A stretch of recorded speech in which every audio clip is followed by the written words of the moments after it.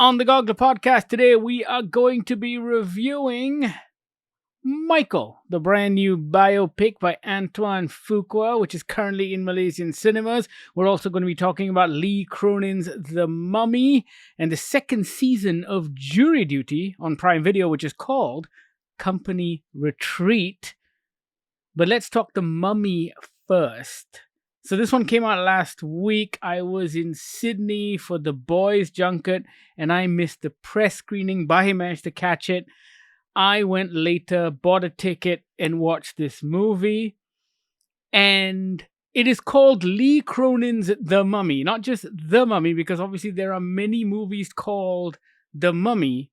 And for the most part, a lot of those movies, except maybe with the original Boris Karloff, a lot of the other Mummy movies have been action, adventure / supernatural horror movies. This one is different, and they had to differentiate it by adding Lee Cronin's name at the beginning because it is really fucking different. And they didn't want you thinking that this had anything to do with Brendan Fraser because they couldn't be further apart. So Lee Cronin did that Evil Dead movie. And his version of The Mummy is more in line with that. It has more in common with Evil Dead Rise than it does with any other Mummy movie in the past. Now, I have a problem with this movie, Bahe. I enjoy gore and violence, and all of that makes for some really good horror fare. Like Evil Dead Rise had a lot of that, and was probably the most superior modern Evil Dead movie that we had seen. That said, surely this should just have been called The Exorcist Egypt. Like, that was this movie, like beat for beat. This was an Exorcist movie more than it was a Mummy movie. Like, that's why I felt shortchanged. Don't get me wrong, I enjoyed the horror elements, and I thought it was very well made. Like, it was genuinely scary, and God knows we haven't seen like a scary movie in a while. The reason this movie is called Lee Cronin's The Mummy is because there is a mummy in the center of the movie, kind of. They were in Cairo at some point? I guess, okay, not to get too pedantic about it, but I don't know if a definition of a mummy means someone who's just wrapped up. You know what I mean? Like, sure. Mummy comes from mummified. So you kind of have to be in there several centuries. Your body has to be mummified first before you can call someone a mummy. I guess this has got some tenuous relationships with someone becoming a mummy. That's the point, right? Like, in the sense that I feel like I was expecting a movie with more mumminess. Yes. But this one takes a very loose definition of a mummy. Yes. The definition in this movie is someone who has been wrapped up in cloth. And it feels like more of an homage to The Exorcist. I agree, yeah. Like, all of the horror beats come from there, and not just because there's a little girl at the center of it. No, but you're right, because all of the horror beats come from the girl post being out of the sarcophagus, right? Exactly. Like, my biggest disappointment was that they took her out of Cairo. A lot of the story happens in New Mexico, which I found a little annoying, right? You started in Cairo and then you flash forward and now they're back in the US of A. And I'm just like, Watching the trailer, I was really excited. Okay, sorry, quick tangent.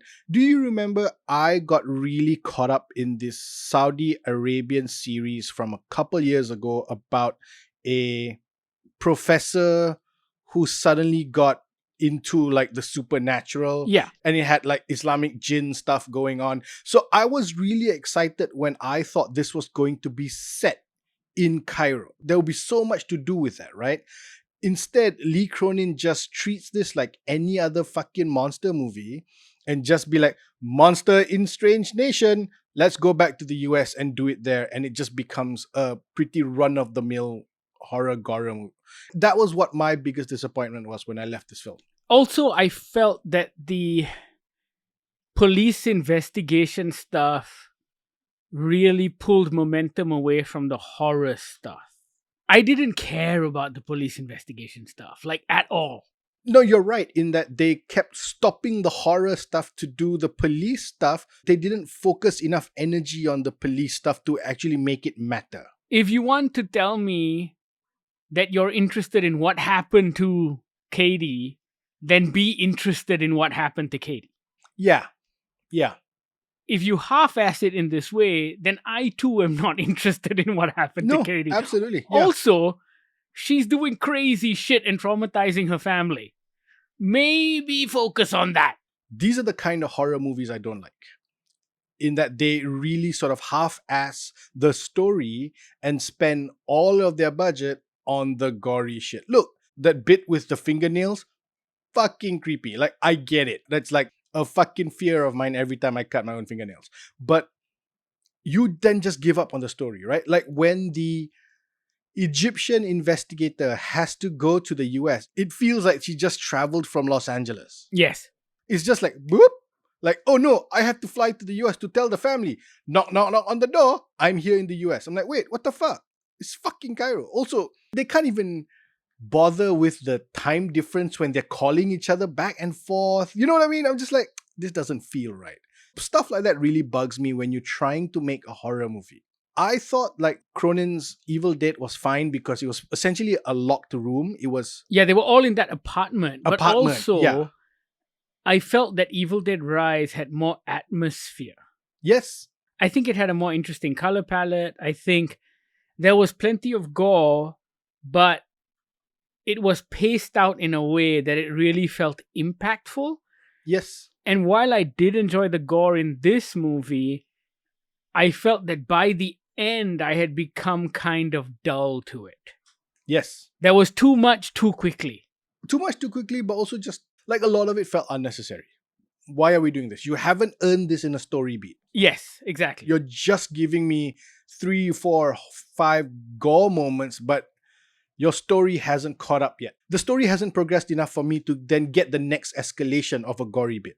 If his aim was to make you cringe, then mission accomplished. Yeah. Well done. I was cringing a lot through this movie. Yep. But I don't think I was particularly moved in a bad way. Like, Evil Dead made me hurt. Squirm. Physically. Yeah. I was like, oh God. Yeah. This one had me cringe, but I still wasn't impacted by it. Yeah. And I think a lot of it had to do with the sheer amount of it. It becomes monotonous when there is that much of it. Yeah. And I think that was my problem with this film. I'm not saying it's a bad film. I think Lee Cronin is a really accomplished horror filmmaker, and I think he knows what he's doing. I just didn't agree with what he was doing in this film. To not be a dick about it, I was kind of hoping for better. I was amused by what he did with his Evil Dead film. And when he announced, or when it was announced that he was making a mummy movie, or making the mummy movie, whatever you want to call it, I was like, oh, okay, I'm curious to see what he will do with it. I'm disappointed what he did with it. I'm assuming it's out of copyright. That's why anybody can make a mummy movie, right? Because Universal owned the monsters. And it must be 100 years, because this one is a Warner Brothers movie. So I'm assuming anyone can make a Frankenstein and a Dracula and a mummy movie these days, maybe? I don't know. Again, it's that question of, you're not making a movie about the mummy. No, but also it's whether you can use the title, right? It's an original title as opposed to a random collection of words. I guess. And it's a trademarked character, or was a trademarked character. Maybe. Yeah, I have to look that up. And also because you're not using that particular character in this film, then I think it's okay, because the mummy or a mummy is also a generic term for something that has been mummified.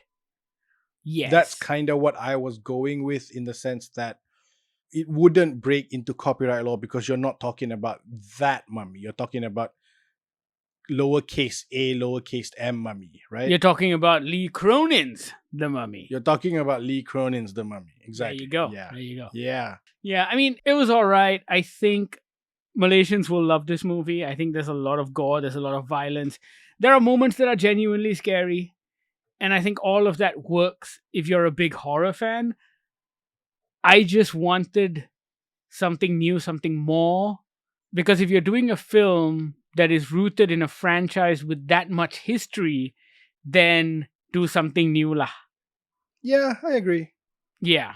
Even if you're not doing that movie, even if you're not doing that mummy, I think because your central character is supposed to be a mummy, try something different. Try something better. I guess this is different, but yeah, it just wasn't any better. All right, moving right along, Prime Video has a show called Jury Duty. Now, this is its second season. The first season, also starring James Marsden, the first season centered around an individual who was on jury duty. The concept of the show is that everyone around this individual is an actor. He doesn't know that he is in a show. And it's a kind of semi-scripted reality TV show, which is also a social experiment of sorts. It's a very interesting concept, and the fact that they pulled it off as well as they did was miraculous. I didn't think, or I didn't know how they were going to do it again, but they did. And not just that, they completely changed what they were doing.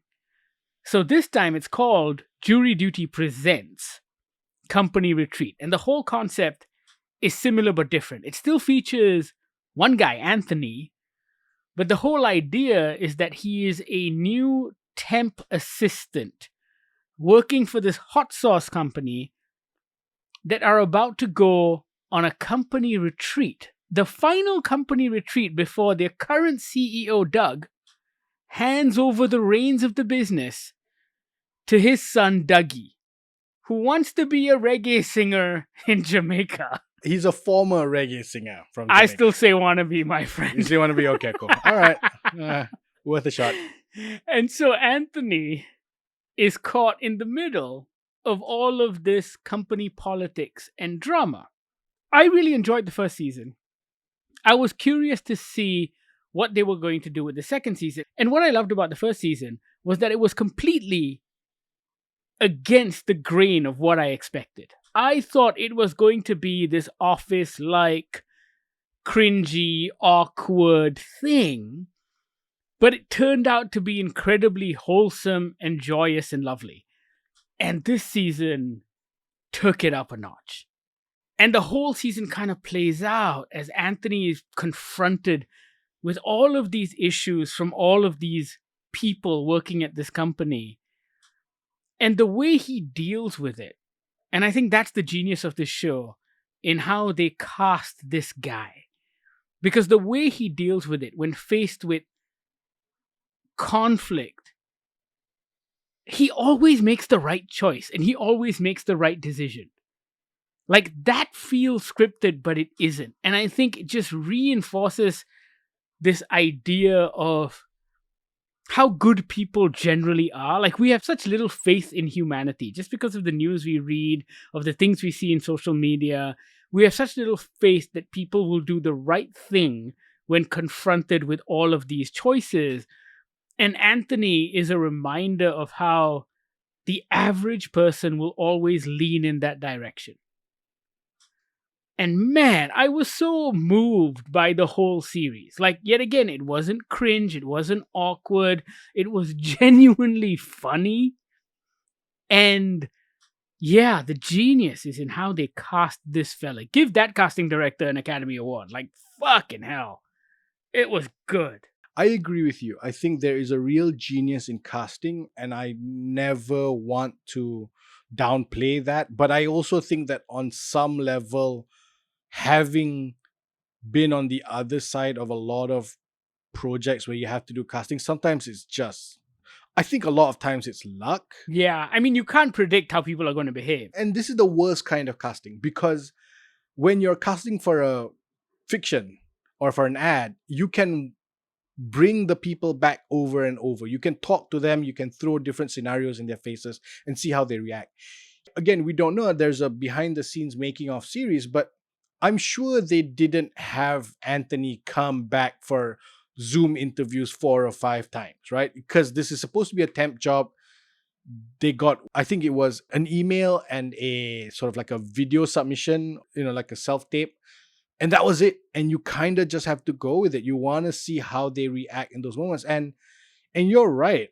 In the series, Anthony, the subject, kept repeating that he felt like this was too crazy for it to be written. He found it so unbelievable that he's like, there's no way this is even written. It has to be real life. My issue with the series is that his reactions were so genuine or so wholesome that I felt like nobody's going to react that way. That has to be written. Like I was complaining to you at the end of watching the show that I felt like because it was shot so well, I kept forgetting that Anthony wasn't in on the joke. Right. That this wasn't a Parks and Rec scripted drama or scripted sitcom. And I think that was kind of my problem with it. That Anthony always did the right thing at all the right times, proving that he himself is a supremely wholesome human being. But because I'm watching it on a box on my countertop at home, I was still forgetting that he was a real person. Yeah. I guess that's the test of this show, right? It is. That's the point of it. That's the point of it, right? You're telling the audience that, look, one guy here is real. He is wholesome. That is who we're going to be following. And everything he does is completely unaccounted for. Yeah. I mean, there's a certain amount of setup as well. And I think that's the genius of the writing of the show. No, absolutely. Yeah. They have to set up these scenarios and subconsciously plant things so that Anthony will react in a certain way. And they're driving that reaction as well. But yet again, you can't predict how he's going to react because he could be a terrible person and react in the exact opposite way, which would also make for an exciting show. He could be a terrible person and just react in a way where he's trying to get people fired so he can get their job. You know what I mean? For sure. Yeah. If I was in that situation, I would just want drama and tea and just be like, meh. Especially if you know you're only going to be there for 3 days. Exactly. You're just like, let these guys blow themselves up. Who gives a shit, right? I'm out. But also, the people he's surrounded with were also genuinely nice in the sense that they all had their issues and they all had their problems. But at the heart of it, they were good people. And I think that's interesting in character development as well, because they felt real. Like, these people when you're in a work environment, that they all have their problems, their quirks. Some of them can be incredibly annoying, but you know for a fact that they're not bad people. And I think that helps. I think it's that balance that makes this show so good. And I think that's where the writing really succeeds. Yeah, and I'm curious to see if in the next season, if they try and take that next step in actually building villains into the show. Because there are no villains in this show. I don't know if you need it, in the sense that I think we're exposed to so much reality TV that does it, because reality TV is not real, right? They specifically cast villains. They, behind the scenes, even tell people to behave a certain way. Nowadays, people know reality TV so well, they know how to work the system, so they behave like the villains so they can last longer, because that makes for good television. And so I don't know if jury duty needs to go down that path. Yeah, I guess you're right. Yeah. I feel like it's just an interesting social experiment on humanity. Like, both of these situations, whether you're sitting on a jury, which is a crucial social responsibility, or if you're in an office environment trying to deal with all of this drama, I think all of it serves to demonstrate humanity, which I think is the point of the show. I get what you mean. Like, that shouldn't be the point of this kind of show. The best thing about the show also is that the final episodes always tell you how they did it. Yeah. And they take you behind the scenes. They recap everything from the beginning to how they shot it, to how the team coordinated what was going on, to how they handled problems. And in this series, there was an issue in the last episode with regards to locking a key in the car, etc., etc. All of that was really, really fascinating because they're thinking on the fly. It's a live production that is happening in real time where the producers cannot be seen. And so that last episode provides a tremendous amount of context, and you also get an epilogue. You get to know the aftermath. You get to see how Anthony reacts afterwards and how he deals with this fact that he's essentially been lied to for all of this while. I think it's a really solid piece of work. It's rare that you get reality TV that feels this way. So much reality TV wants you to react in a certain way. They want to provoke you in a certain way. And I think this one does the exact opposite of all of that. A lot of reality TV is about drama. What was it? The Wives of Mormons, whatever. And I'm not counting the competition reality shows, right? I'm talking about just the Kardashians, the real estate agents of Boise, Idaho, whatever it is. Those are it's just fucking drama. It's drama for drama's sake. That's all it is, right? It's soap opera disguised as reality TV. Yeah.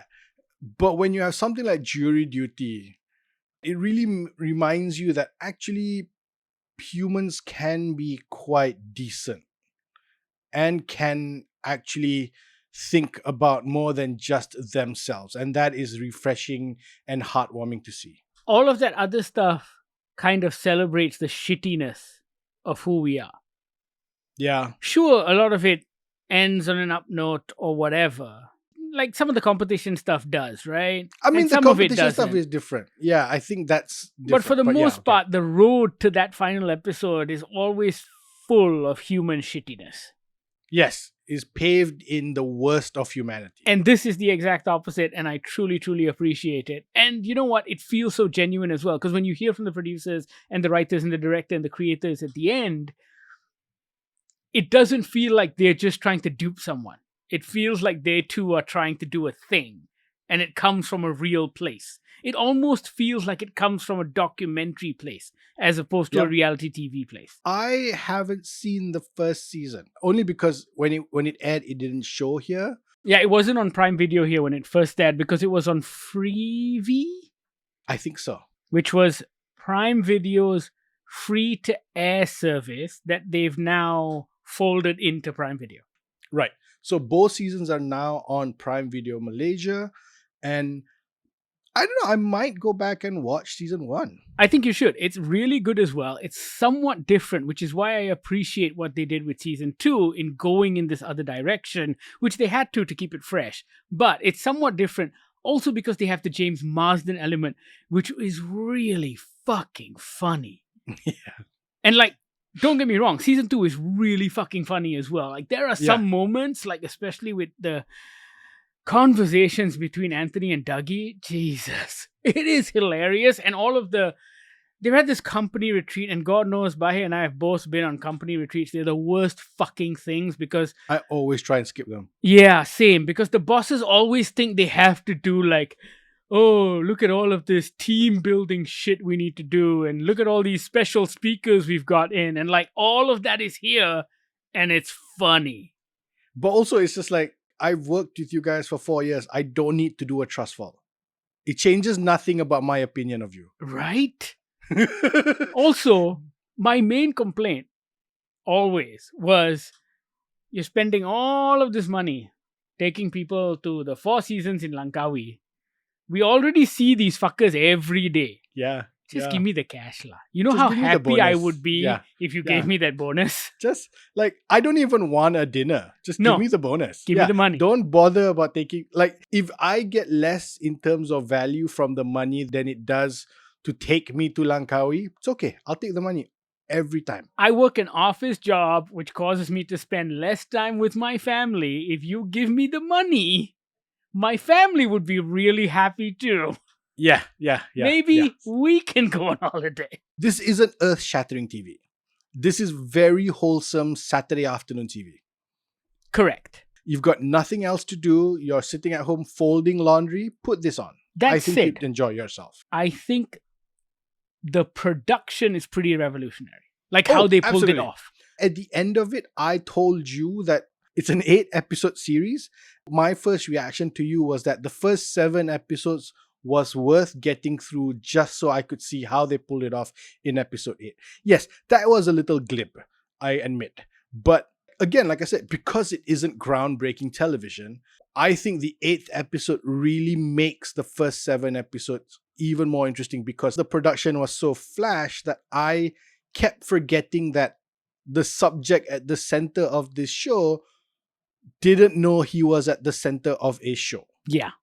So I think that 8th episode really puts into context what I just saw in the previous 7. Absolutely. Go check out Jury Duty on Prime Video. It is absolutely worth your time. And if you haven't seen season 1, watch that as well. Moving on to what has unsurprisingly become the most divisive movie of the week, Michael, which is the Michael Jackson biopic by Antoine Fuqua. It was supposed to come out last year, but it was delayed to this year. There was a lot of production issues and behind the scenes drama. They apparently had to reshoot the entire third act. They ran into some legal issues. Also unsurprising given how much legal troubles the Michael Jackson estate is currently having. I think there is another trial coming up at some point soon. But we have a movie. And before we get into the movie, I have one point of contention with the criticism that has come out about the movie, because I think it undermines film criticism in a certain way. Okay.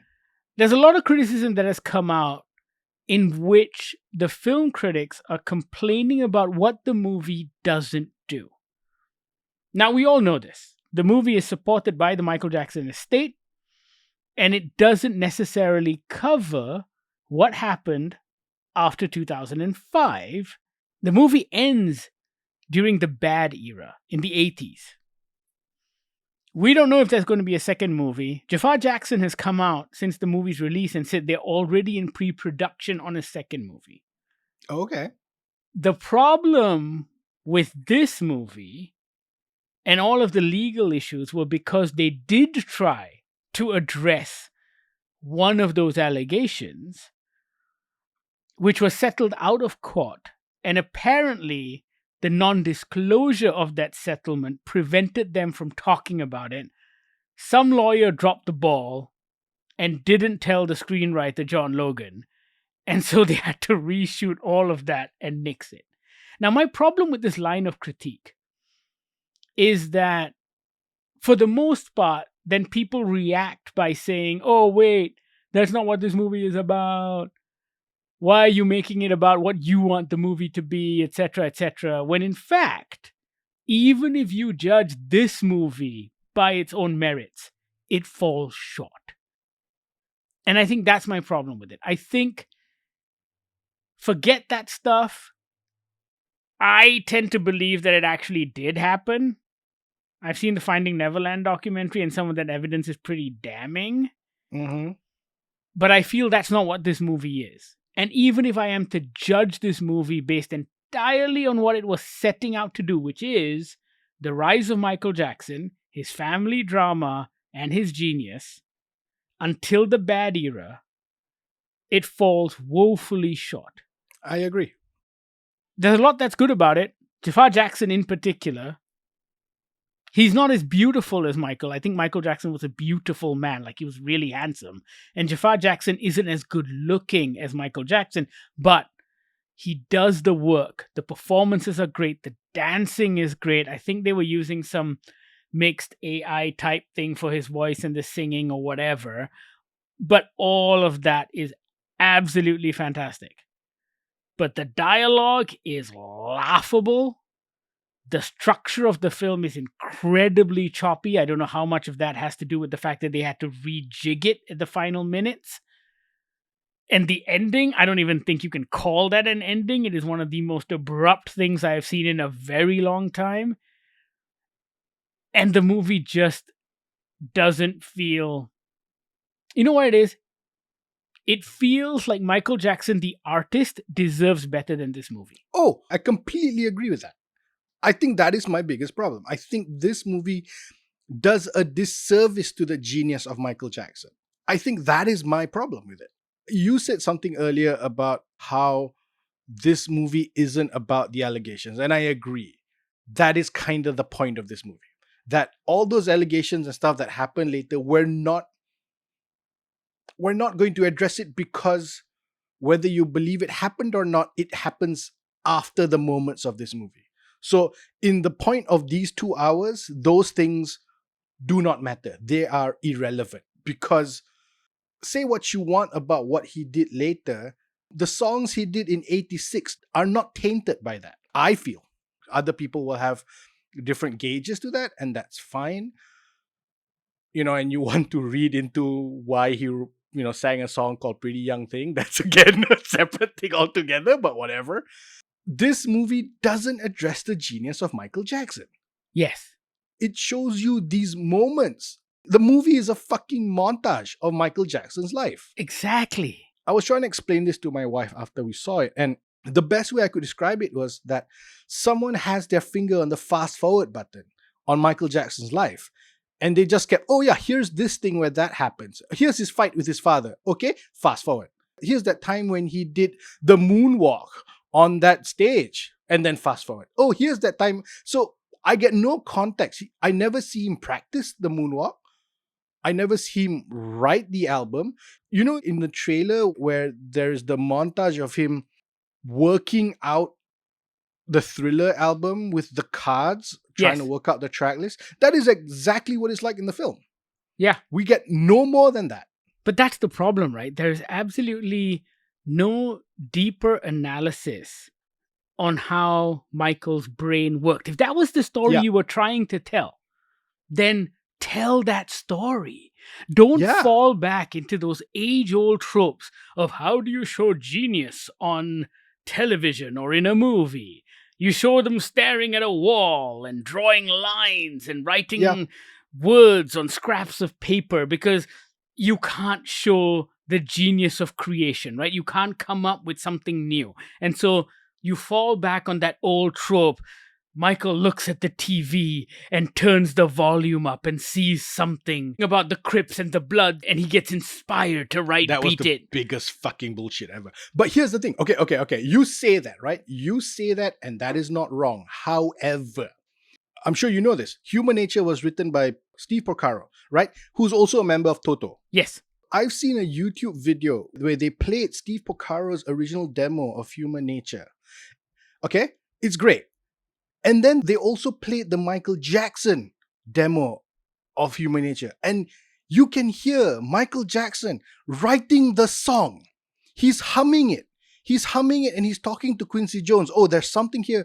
Oh, I liked what I just did there with the humming. So that's how you show the genius of fucking Michael Jackson writing Human Nature. Correct. None of that is in this movie. None of that was in the movie. They want to show you Thriller. And yet again, I've seen a documentary on how they made Thriller, and all of that stuff, from the shooting of the video to the crafting of the album. It really demonstrates the genius of Michael Jackson. So much so that you forget that he fucked children, right? I mean, like, that is how good that documentary is, okay? Allegedly. And let me tell you, none of that is in this. They show him directing John Landis for about 10 seconds, or saying, hey, should the camera be here? But it doesn't show you anything. Yeah, no. It doesn't give you any idea of how responsible he was for crafting a revolutionary music video and the best-selling album of all time. But it's also prior to that, right? He pushed for a short film music video. Yes. And he went to the hottest director at the time, John Landis, to make... He didn't go to a music video director. He went to a film director to do this music They don't video. even mention John Landis, but also... Yeah. The short film thing is a throwaway line when he's talking to the head of the CBS networks. And I think the problem is this film feels like it was written by... I want to say a Michael Jackson fan, but I do not want to disparage Michael Jackson fans. It was written by a lawyer who works for Michael Jackson's people, or Michael Jackson's estate, who knows very little about Michael Jackson. So they're only touching the superficial, top-level stuff. There is so much stuff that exists in documentaries, on YouTube, in footage, that demonstrates his actual genius. And none of it is in this movie. Yeah. Instead, it's a series of montages. And sure, they play the music and all of that's well and good. But what I really want is the story behind how that came to be. I don't need to see him playing with fucking Bobo the monkey. Bubbles. Bubbles the fucking monkey. But again, it's that thing, right? It's like, oh, we all remember Michael Jackson's got a monkey called Bubbles. Let me show you how that started. Here, have a CGI monkey. It's like, oh, him waking up one morning and waking up his whole family to introduce them. Like, why? I don't need that sequence. That sequence shows me nothing. We already know, by that point, we already know that he loves animals, he has no friends, he hasn't had a childhood, and therefore, he spends all of his time being attached to these creatures. That was already established. Yeah. But they keep doing it over and over again because it feels like they have nothing else to say. When there is so much to say. When I first saw the trailer, I had two thoughts. One was a very sort of, they're going to fuck this up because, again, I did not want another story about the Jacksons and Joe Jackson because I'd seen that before. I've seen the miniseries from 1992, I think. I don't need that anymore. I know of the troubles of his father and the way he ran his children. I get that. If you're 17, 18 and you don't know, I'd like you to go and read books, watch documentaries, do other things. Right? This movie doesn't have to explain that. So that was my one sort of like worry when I saw the trailer. But the one bit that got me excited was when I saw that they had also casted a Quincy Jones. Now that got me really excited because Quincy was the one that really sort of molded Michael Jackson's sound, right? Yeah. Because the movie talks about Thriller, or not talks about, but like the movie sort of centers around Thriller and this breakout, right? Thriller was his 6th solo album. Yeah. Thriller was Michael Jackson's 6th solo album, guys. If you just center it on the writing of Thriller, Pun Cukup already, you've got at least 7 hours of an interesting story there. Also, in this movie, the time is truncated in such a way that it makes it feel like Thriller is his second album. Yes. Yes. Yes. Yes. Also, I'm sorry, Thriller's got an featured fucking Paul McCartney. That's true. And that's not here at all. Like, we don't want to acknowledge that. And how this relationship with Paul McCartney and the Beatles essentially broke down later because whatever, blah, blah, blah, blah, blah, blah, blah, I don't care. But like, Thriller was his 6th album and it was his first sort of number one. And we just ignore that. Yeah. Fuck. That's what really fucking burned me. There's a lot of stuff in this movie. And you know what? Here's the thing. I only gave this movie kudos for the Jaafar Jackson stuff. I think the writing and the screenplay is genuinely laughable, which is surprising coming from John Logan because he's very good. But I think he was stuck between a rock and a hard place. I disagree. I think he was written out of the movie. You think lawyers got their hands on it? There is no way the screenwriter for Ridley Scott's Gladiator, Ed Zwick's Last Samurai, Tim Burton's Sweeney Todd, Scorsese's Aviator and Hugo, Skyfall, Spectre, does this bad of a job in a Michael Jackson story. I think right. He was written out of the movie. I think other people got in the way. And you know what? It doesn't feel like an Antoine Fuqua movie as well. I left the movie thinking, has Antoine Fuqua lost it? It feels like one of those late 80s music biopics that we used to watch on TV as children. Yes. Like it has the same color palette as this biopic I once saw about the Carpenters. Yes.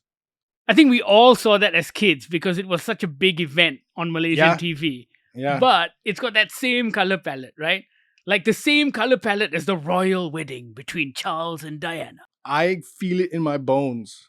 John Logan and Antoine Fuqua were written and directed out of this film. I agree. Like, there's no way on his deathbed, Fuqua's gonna go, I was really proud of that movie. Even, like, you know what I mean? Like, even though nobody liked it, I was really proud of the work I did on that movie. No fucking way. It's tracking to make a shit ton of money, which is, yet again, unsurprising. We spoke about this before. My disappointment with that is looking at the comments that have come out from the people who did like the movie. And I'm like, That is disappointing. Like, you liked it because they played 30 seconds of 12 songs that you loved? Come on. Go to YouTube and watch the music videos. They're better produced. I think if you want a 2-hour music video, just click on a playlist on YouTube. When I go for a film, I expect a certain amount of fidelity to narrative and conflict. Yes. And all of that felt very, very half-assed in this. And I think if it wasn't for Coleman Domingo and Jaafar Jackson, there wouldn't be anything here. And sure, it's a perennial problem with biopics, right? What do you remember about Bohemian Rhapsody? I'm assuming nothing except for the fact that Rami Malek was excellent. It's almost as if the movie is expecting other movies and other documentaries to do the heavy lifting for them. And you're right.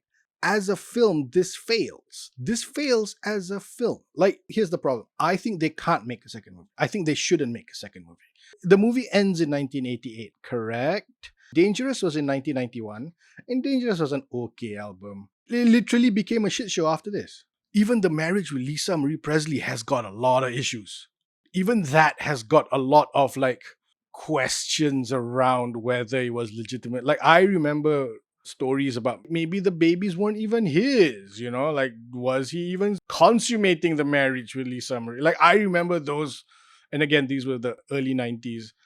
So, the tabloids were just printing anything. So I'm not saying there's any truth to any of that, but like, it literally becomes a shit show after that. Because after this, it no longer becomes about the genius of Michael Jackson anymore. And for me, this movie just fails on that front. Like, we're judging this movie not on what we want it to be or expect it to be, but what it set out to do, and it fails on that front as well, which is wild. Because if your objective was to show us the genius of Michael Jackson, of who Michael Jackson is, and how he came to write all of this beautiful music, then you really dropped the ball. Now, we may be alone on this because God knows a lot of you really love this and we really want to know what you thought of Michael. You know how to reach out. We're on Instagram on GogglerMY. You can email us on podcast@goggler.my or send us a WhatsApp on the Goggler hotline 012-524-5208. Thank you so much for listening. This is the Goggler Podcast.